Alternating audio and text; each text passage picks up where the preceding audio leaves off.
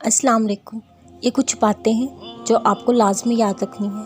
अगर नमाज़ पढ़ने का बिल्कुल भी दिल नहीं चाहिए तो सिर्फ़ फजर की नमाज़ एक हफ़्ता पढ़ कर देखें, फिर आहिस्ता आहिस्ता बाकी नमाज़ों तक जाएं। अगर अज़ान होगी और आप नमाज़ पढ़ सकते हैं तो फ़ौरन नमाज़ पढ़ें, फिर कितना ही अहम काम आप क्यों ना कर रहे हो। हमेशा ख़ुद को वज़ू की हालत में रखें, ऐसे नमाज़ पढ़ना ज़्यादा आसान हो जाएगा। जिस चीज़ की वजह से नमाज़ छूट रही है, जान लें कि वो शैतान की जानिब से आई हुई चीज़ है और आपको शैतान को हराना है। अच्छी सोबत में बैठें, कभी भी उन लोगों की सोबत में ना बैठें जो आपको नमाज से रोकते हैं या नमाज़ पढ़ने पर आपका मजाक उड़ाते हैं। इस्तग़फ़ार करें। जब गुनाह हद से भर जाते हैं, जब अल्लाह नाराज़ हो जाता है, तब इंसान नमाज से दूर चला जाता है। तो कसरत से तौबा करें, नेकियों में इजाफ़ा कर दें, सदका दें। सदका इंसान को अल्लाह के कहर से बचाता है।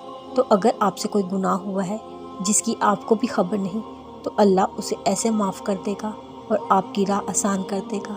फारिग वक्त में कुरान की तिलावत सुना करें, इससे आप में बहुत मस्बत बदलाव आएंगे।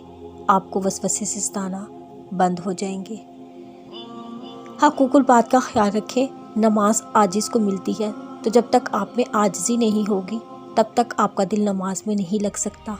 गाने सुनने, फिल्में या गंदी वीडियो देखने से परहेज़ करें, क्योंकि ये आपको दिमागी और जिस्मानी दोनों तौर पर कमज़ोर कर देते हैं और ऐसे आपकी फ़िज़िकल और मेंटल हेल्थ दोनों तबाह हो जाती हैं। कोशिश करें छोटी छोटी बुराइयों से बचें, जैसे झूठ बोलना, इल्ज़ाम लगाना, दूसरों की ऐब एया करना, गाली देना, बहतान लगाना।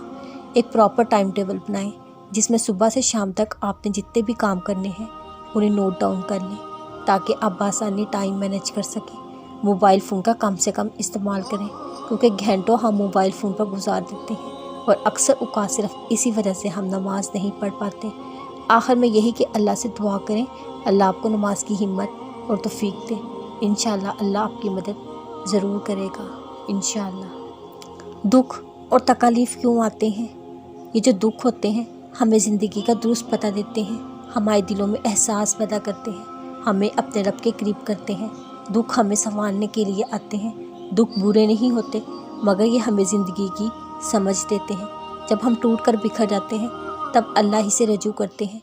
जब हमें दुनिया ठुकरा देती है तब अल्लाह को पुकारते हैं। तो सोचें, अगर ये दुख हमारी ज़िंदगी में होते ही ना तो हम अल्लाह को याद कैसे करते।